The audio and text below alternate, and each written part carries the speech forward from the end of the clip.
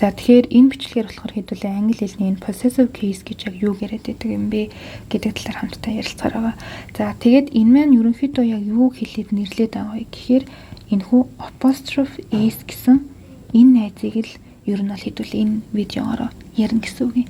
За тэгэхээр apostrophe гэдэг нь манайхаа яг энэ s үсгний дээр байгаа энэ нэг жижигэн таслал шиг энэ тэмдэглэгийг л яг apostrophe гэж нэрлэдэг байгаа шүү дээ. Тэгэл нийлүүлээд дуудахдаа apostrophe s гэж дуудаад байгаа л гэсэн үг юм. За тэгээд бид нар ер нь бол өдөр тутамдаа ингэ нэлээд олон тааралддаг шүү дээ. За жишээлбэл mother буюу ээж гэсэн үг байлаа гэж бодгоо тийм ээ. Араас нь apostrophe s-ийг ингэ залгацсан байдаг. За тэгээд энэ маань болохоор яг уу ингээд англи хэлний нэлээд анхаарчныхаа дүрм тооцогдож явдаг. Гэхдээ тэгсэн хэдий ч хэдүүлээ ингээд одоо энэ дэлгэцэн дээр харагдаж байгаа ч л тийм ээ 1 2 3, 4, 5, 6, 7. За хэдүүлээгийн ер нь бол ингээд жоохон детальны, жоохон наривчлаад ингээд ярилцах ёстой ийм 7 зүйл байгаад байна гэсэн үг.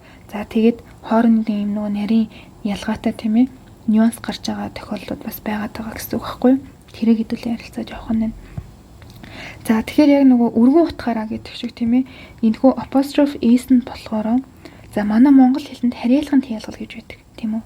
За нэгсэндээ харьяалгын тиалгалын нөхцлүүд гэхэд тийм ээ ин за им үгэнд бол урт итэ тийм ээ ни за эдгээр дөрвөн нөхцлийг бол харьяалгын тиалгалын нөхцөл гэж нэрлэдэг байгаа шүү дээ.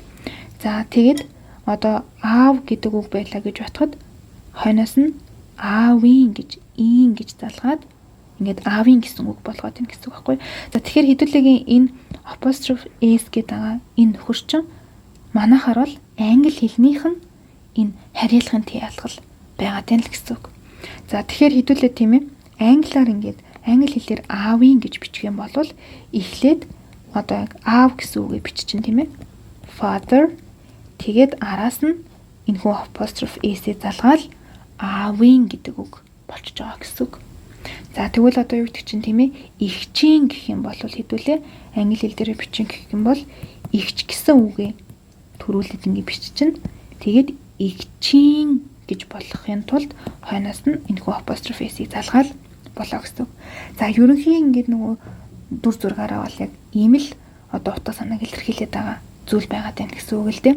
За тэгээ одоо өөр юу гэдэг чинь тийм ээ Бобын нохой гэх юм бол одоо Боб гэдэг хүн байх гэдэг шүү дээ. За тэгээд Бобын гэж байгаа учраас тэр монголоор хэлээл үзэнгүү та нарт ингээд ин юм уу ингээд ни гэж сонсогдож байгаа юм бол тэр мэн одоо энэ англиний apostrophe s байх гэдэг нь гэсэн үг байхгүй юу. Тэгэхээр Бобын гэж юм тийм ээ. Тэгэхээр хэдүүлээ энэ Боб гэдэг үгнийхээ хойноос apostrophe s залгаад за Бобын малгай гэх юм бол Bob's hat гэдэг ч юм уу. Ер нь бол нэг иймэрхүү байдлаар ашиглагдаад байгаа гэсэн үг юм. Энэ дээр бол яг ингээ хэрэглээг ингээ 3 тохиолдол болгоод тайлбарлагдсан байгаа юм л да. A, B, C гэд. За A нь болохоор юу вэ гэхээр to show that something belongs to somebody. Буюу ямар нэгэн эд зүйл хэн нэгэнд харьяалагдаж байгааг belongs to буюу belong to гэдэг чинь өөрөө харьяалагдах гэсэн үг шүү дээ. Харьяалагдаж байгааг илэрхийлэхдээ энэхүү apostrophe s-ийг ашиглаад байна гэсэн үг юм. За нэгэсэндээ хэдүүлээ энэ дээр байгаа энэ жишээг харах юм бол тийм ээ Mary's bag буюу Mary гэдэг чинь хүний нэр юм тийм ээ. Араас нь apostrophe s орсон юм чинь Mary-гийн гэсэн санаа болно. Тэгээд Mary-гийн цүнх гэсэн үг болж байна. Тэгэхээр нэгэсэндээ энэ цүнх гэдэг энэ эд зүйл хинд харьяалагдаад байгаа юм бэ гэдгийг зааж байгаа гэсэн үг болж байгаа байхгүй юу? Гэдгийг юу нь бол илэрхийлж байгаа гэсэн үг. Тэгэхээр Mary-д харьяалагдаж байгаа. Mary-гийн цүнх шүү гэсэн санаал цаана явж байгаа гэсэн үг. За тэгэхээр хин нэгэнд тийм ээ ямар нэг эд зүйл ингээд харьяалагдаж байгаа талаар хэдүүл ер нь бол ярихдаа энэ хүү apostrophe s-ийг ашиглаад байна гэсэн үг байхгүй юу?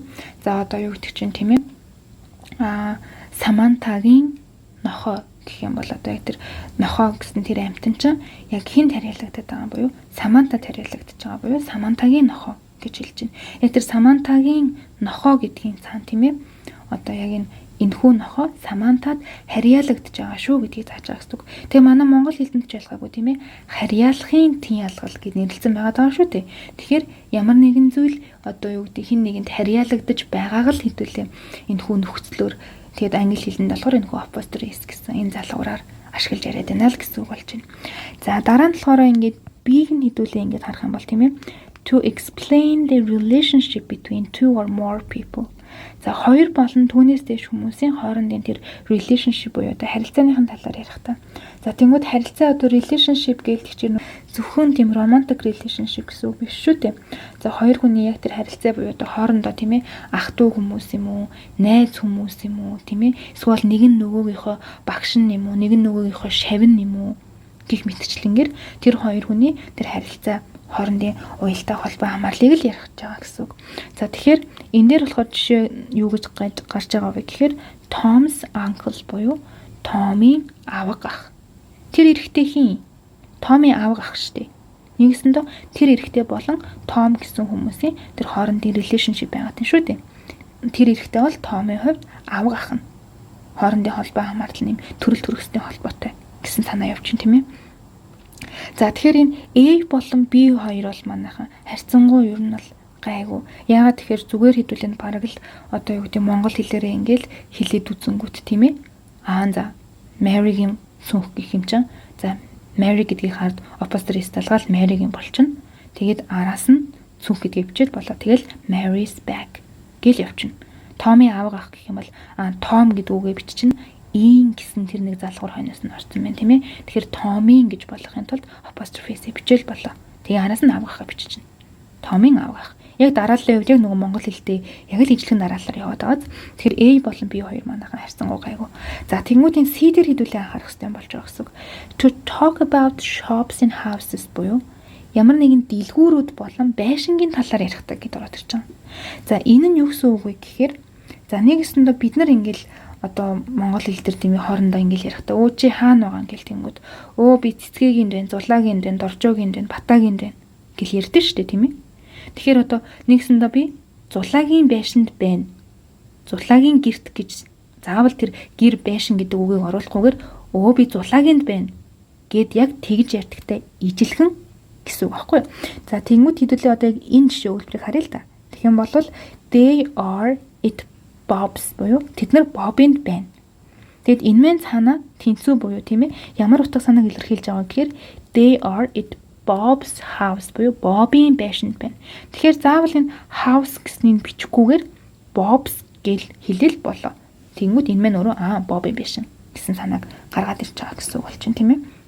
Гэхдээ манайхан зөвхөн энэ байшин буюу тийм ээ house болон shop дэлгүүр болон байшингийн тухай тохиолдолд ингэж ярьж байгаа шүү. Түүнээс биш тийм ээ Бобийн одоо юу гэдэг чи нохоо гэх юм бол дан ганц ингээд Bob's гэж тэр нохоо гэдэг үг хоноос нь бичихгүй бол эн чинь ямар ч утгагүй ямар ч хавцалтаагүй юм болчих шүү тийм ээ. Тэгэхээр зөвхөн хэрвээ одоо энэ Бобийн байшинд байна гэд тэр нэг байршил заасан утгатай орж байгаа тохиолдол ч юм манайхан. Одоо жишээлбэл тийм ээ Бобийн байшин бол том гэж хэлэх юм бол хэдүүлээ Bob's house is big гэж яриад юм шүү дээ. Энэ тохиолдолд энэ Бобийн байшин гэдэг үг чинь байршил заасан утгаар биш зүгээр нэр үгийн үүргээр энэ өгүүлбэрт орохдоо тийм ээ subject буюу үглийн эзний үүргээр орсон байгаа байхгүй юу. Тэгэхээр энэ house гэдэг үгийг хэдүүлээ хасаал Bob's is big гэсэн юм утгагүй болчих шүү дээ. Харин яг тэр нөгөө байршил заасан утгаар орох юм бол тэд нар Бобийн байшинд байна. Тэд нар хаана байгаа? Энэ Бобийн байшин гэдэг үг энэ өгүүлбэрт орохдоо байршил заасан утгаар орж ийн тийм ээ. Хэдүүлээ саяхан ярьсан энэ өгүүлбэрт болохоор Бобийн байшин гэдэг чинь subject буюу үглийн эзний үргээр орсон. Харин тэр дээр байгаа тэр house гэдэг үгийг хонь ингэж хасаж болоод байгаа тохиолдолд энэ Бобийн байшин гэдэг үг чинь өөрөө байршил буюу location заасан утгатай орж байгаа учраас гэсэн үг. Тэгэхээр хин нэгний байшин тийм ээ гэж ярьж байна. Тэгээд тэр өгүүлбэрт нь тэр Бобийн байшин одоо юу гэдэг чинь цэцгийн байшин, зулаагийн байшин гэдэг нь байршил заасан утгатай орж байгаа тохиолдолд тэр house гэдгийг хэдүүлээ хасаад зүгээр ингээ Bob's гэл ингээ бичиж явчих болж байгаа л гэсэн санаач үү заяа. За тэнгууд яг үүнтэй ижилхэн тийм ээ. Тухайн тэр дэлгүүр тэгээ байршил заасан утгатайгаа л орж байгаа гэсэн үг. Ямар нэгэн тийм өгүүлбэрт одоо юу гэдэг үглийн эзний үргээр ороогүй байршил заасан утгатай орж байгаа тохиолдолд хэдүүлээ. За энэ өгүүлбэрийг харах юм бол тийм ээ Baker's shop гэдгийг shop гэдгийг хасаад дан ганц зүгээр ингээ Baker's гэд бичсэн ч болж байгаа л гэсэн санаа байхгүй юу? За тэгээ he is at the baker's буюу тэр эрэхтэй одоо baker буюу одоо нөгөө юм гурлан бүтээгдэхүүн тийм ээ гоё юм татлах нарийн боо хийдэг хүний ч одоо baker гэдэг байгаа шүү дээ. Тэр эрэхтэй bakery-нд байна буюу одоо тэр bakery-ийн дэлгүүрт байна л гэсэн санаа болж ирж байгаа гэсэн үг. За тэгэхээр аливаа нэгэн тийм ээ дэлгүүр хоршоо болын байшингийн талаар ярьж байхдаа тэгээ хамгийн гол нь хэдүүлэг анхаарах хэрэгтэй юм тухайн өгүүлбэрт тэр одоо дэлгүүр байшин гэдэг үг нь үглийн эзэн одоо юу гэдэг subject-ийн үүргээр биш байршил заас утгатай орж байгаа тохиолдолд ч тэрийг хэдүүлээ санах хэрэгтэй. За тэнгууд хэдүүлээ нөгөө түрүүн яг бичлэг маань эхэлж байхад ингэ ярьсан тийм ээ. За энэ apostrophe нь болохоор монгол хэлний энэхүү хариалгын ялгалын ийн болон ни гэсэн энэ утгыг гаргадаг гэж ярьсан.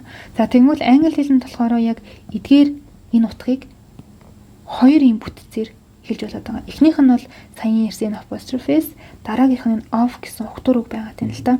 За тэгвэл яг аль тохиолдолд ашиглах юм тийм ээ хоорондоо наа хоёр чи ялгаа том үгүй мүү гэсэн асуулт гарч ирнэ. За тэгэхээр хэрвээ хүн болон амьтан дээр ирж байгаа тохиолдолд нэгсэндээ ээжийн цүнх яг энэ ийн болон ни гэсэн эдгээр залгуурыг авж байгаа тэр нэр үг нь хүн болон амьтан байх юм бол гэсэн үг байхгүй юу? Ээжийн цүнх, ээж гэдэг чинь хүн шүү дээ. Тэгэхээр хэдүүлээ apostrophe аавна гэсэн үг. Муурны сүүл. Эсвэл одоо муурны хоол гэдэг ч юм уу тий. Тэгэхээр тэр муурны буюу энэ ни гэсэн тэр залгуурыг хойноос авсан үг нь өөрөө муур буюу амьтныг заасан нэр үг байгаа тийм. Тийм учраас хэдүүлээ муурны гэж хувиргахдаа хойноос нь энэхүү apostrophe аавна.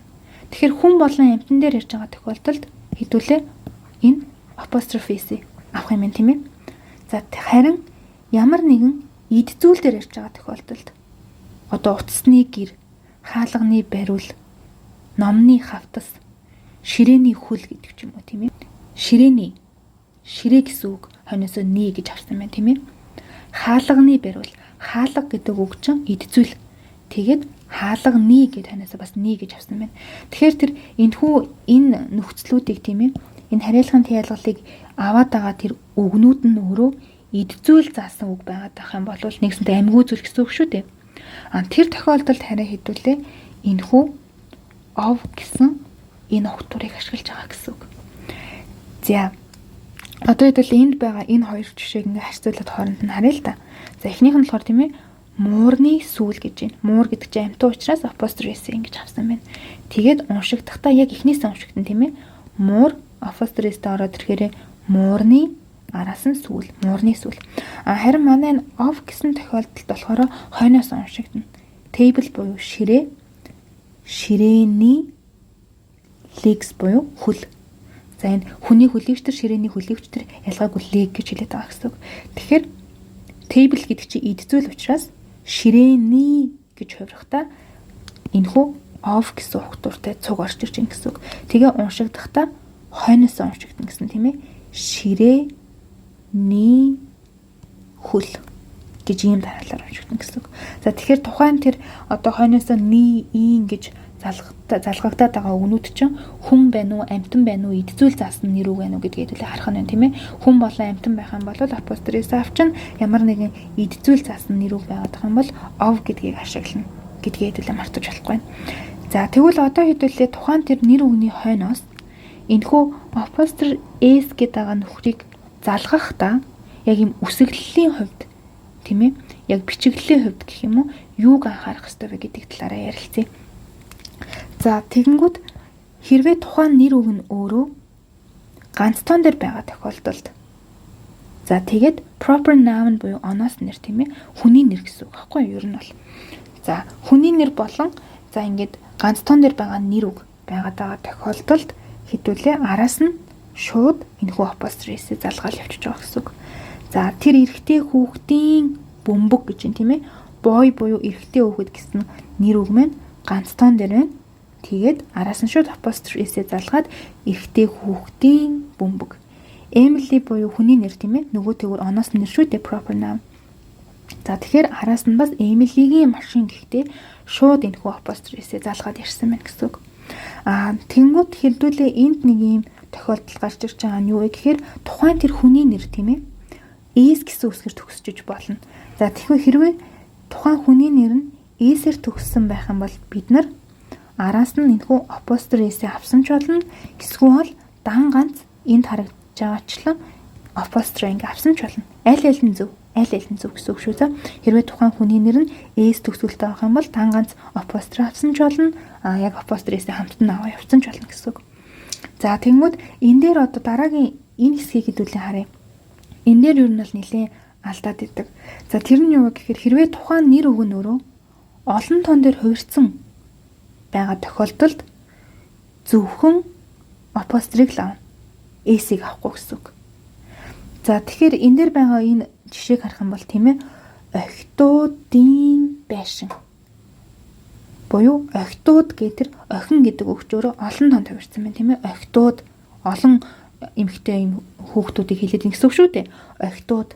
За тэгээд тэр олон тонд хувирсан байгаа girls буюу охидууд гэд энэ үгний хойноос охидуудын болгож хэдүүлээ залгаж өөрчилж бичих гэдэг энэ гэсэн үг. За тэгэхээр дан ганц апостроф аваад болоо. Тэгэл охидуудын гэсэн утгатай болчихно.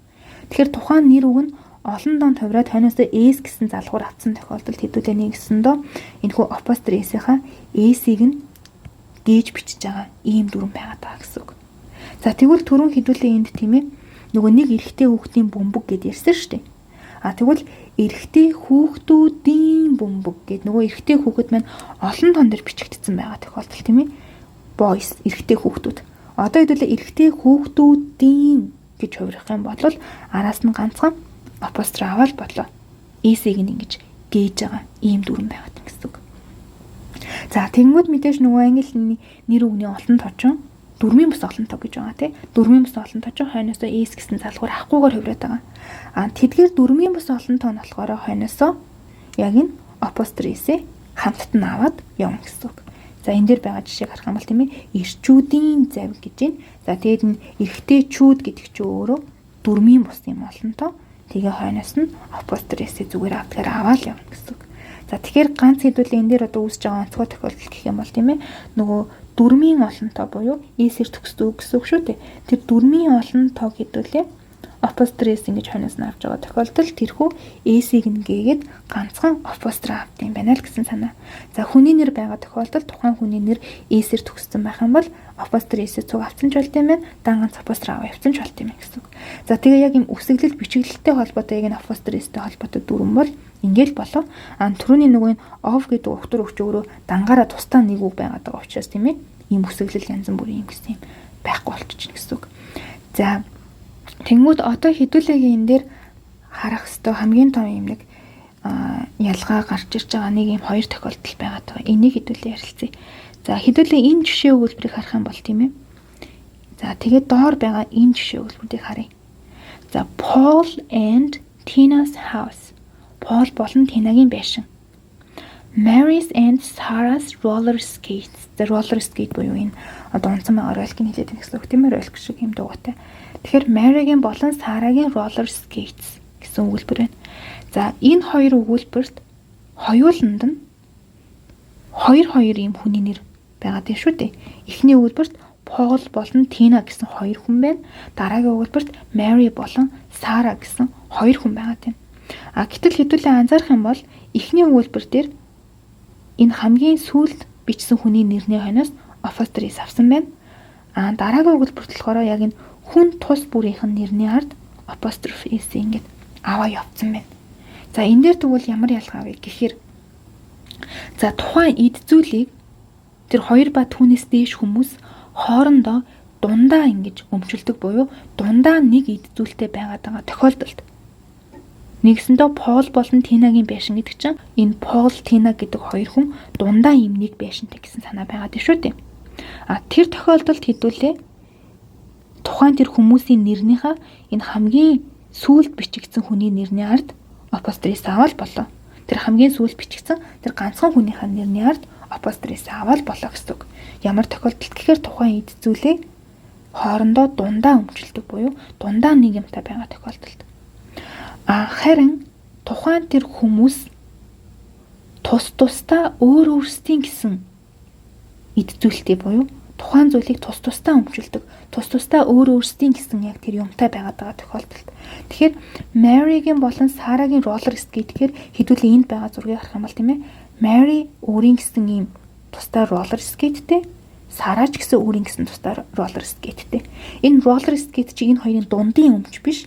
Тусдаа хоорондоо ийм роллер скейттэй байгаад байгаа учраас нэрнийх нь ард ингээд яг хамттан тийм ээ. Нэр болгоных нь ард ингээд апострофыг аваа явцсан байна л гэсэн үг. За тэгэнгүүт энд тийм ээ дахиад нэг юм байшин байлаа гэж бодъё л доо. Тэгээд энэ Пол гэдэг хүн, за энэ байшин болохоор Полын байшин, энэ байшин болохоор ингээд Тинагийн байшин. Тусдаа өөрсдийн нэг байшинтай тохиолдолд хэдүүлээ нэр болгоных нь араас апостроф аавна гэсэн үг. Paul's and Tina's house гэж ярина гэсэн. Тэгэхээр тухайн үед зүйл нь дундын өмч байна уу? Тусдаа ингээд өөрсдийн гэсэн тухайн зүйлтэй байна уу гэдгээсээ хамаарал хэдүүлээ яг хамгийн сүүлийнх нь хүний нэрний араас апостроф авах уу? Эсвэл нэр болгоных нь хойноос апостроф авах уу гэдэг нь ингэж л гарч ирж байгаа гэсэн үг. За тэгэнгүүт энэ хамгийн сүүлийн энэ доор байгаа энэ хэсгийг одоо хэдүүлээ хамтдаа ярилцъя. За энэ болохоор манайхаа энэ яг асуух үг гэх юм уу? Question word буюу тэр асуух үгтэй холбоотой л ийм биднэрт хэлж өгсөн юм байна. За тэгэхээр хэрвээ бид нар тийм ээ ямар нэгэн эд зүйл хинт харьяалагддаг гэдгийг нь мэдхийг хүсэж байгаа тохиолдолд нэгсэндээ энэ морь хинийх вэ? Энэ үзэг хинийх вэ? Энэ утас хинийх вэ гэж асууж байгаа гэсэн үг байхгүй юу? Тэр тохиолдолд энэ хүү whose гэсэн асуух үгийг ашиглана. За тэгээд хэдүүл энэ жишээ үйлбэрийг харах юм бол тийм ээ. Whose horse is this? Энэ хиний морь вэ? Тэгэхээр it's Helen's буюу энэ бол Хеленгийнх гэж хэлж байна. За тэгээ манайхан энэ дээр нэг анхааруулах юм хараа. Энд ингээд яг харагдах, нүдэнд харагдахтаа энэ хоёр яг ижлэгэн харагдаад байгааз. Гэхдээ энэ хоёр чинь хоёр өөр. За манай эхний энэ тохиолдолд эн чинь it is гэдгийг товчилсан нэгсэндээ энэ тэмдэглэгээний хойно is гэсэн to be үлэг байгаад байгаа. Харин энэ сүүлийн энэ Helen's гэдэг энэ тэмдэглэгээний хойно за саяхан яг хэдүүлгийн яриад байгаа энэ apostrophe s гэсэн тэмдэглэгээ байгаад байгаа гэсэн үг. Эднэрийн хэдүүлээ бас ялах хэрэгтэй гэсэн үг шүү за. За тэнгууд энэ нэг жишээ өгүүлбэр дээр байгаа энэ жишээ өгүүлбэр байна тийм ээ хэдүүлээ баттгаад нэг хальт ярьчих. За яг энэ хоёрыг харъя. За тэгээд энэ өгүүлбэрийг болохоор яг энэ доор байгаа өгүүлбэрийг хэдүүлээ харчих. Энэ энэтэй. За тэгэнгүүт яг ажиглах тийм ээ энэ хоёр өгүүлбэрт хоёр хүний нэр байна. Эхний өгүүлбэрт Mary болон Tony гэсэн хоёр хүн байна. Дараагийн өгүүлбэрт Jill болон Bob гэсэн хоёр хүн байна. Гэтэл энэ тохиолдолд тийм ээ энэ тохиолдолд болохоор зөвхөн Tony гэдэг нэрнийх нь араас апостроф авсан байна. Энэ тохиолдолд болохоор Jill, Bob гэдэг аль альнийх нь нэрний ард апостроф авсан байна. За тэгэхээр энэ бол Mary болон Tony-гийн нохой. Тэгэхээр энэ нохой гэдэг нэг амьтныг энэ хоёр хүн дундаа цуг одоо тижээгээд тань гэсэн үг шүү дээ. Нэгсэндээ энэ нохой бол энэ хоёр хүний дундынх нь зүйл байгаад байна, амьтан байгаад байна. Тийм учраас зөвхөн энэ хамгийн сүүлд бичигдсэн энэ Тони гэдэг нэрнийх нь ард апостроф авсан байна. За тэгээ хэдүүлээ нэг анхаарах хэрэгтэй юм. Энэ одоо дундын өмч гэх юм уу юмыг ярьж байхдаа энэ хамгийн сүүлд бичигдсэн хүний нэрнийх нь ард апостроф аавна шүү. Түүнээс биш тийм ээ. Одоо юу гэдэг чинь Mary's and за энэ өөр өнгөөр бичихгүй бол ялгагдаж харагдахгүй юм шүү. За this is Mary's and Tom dog гэдэг ч юм уу тийм ээ. Нөгөө ихэнд бичигдсэн хүний нэрнийх нь хойноос апостроф авахгүй шүү. Тэрийг айдуул анхаарах хэрэгтэй. Тэр хамгийн сүүлд бичигдэж байгаа нэрнийх нь араас апостроф авч байна. За энэ хоёр чинь дундаа нэг нохотой байгаад байгаа учраас сүүлд бичигдсэн нэгэн хүнийх нь араас апостроф авсан. За манай тохиолдолд энэ хоёр хүн байна. Энд хоёр дугуй байна тийм ээ. Өөрсдийн гэсэн тусдын ийм нэг дугуйтай яваад. Тийм учраас тус бүрчлэн өөрсдийнх нь нэрнийх нь араас апостроф авч бичигдсэн байна гэсэн үг байна тийм ээ. За тэгээ энэ удаагийн хичээл маань ингээд өндөрлж байна. Тэгээд хэдүүлээ удахгүй дараагийнхаа хичээлээр уулзцгаая.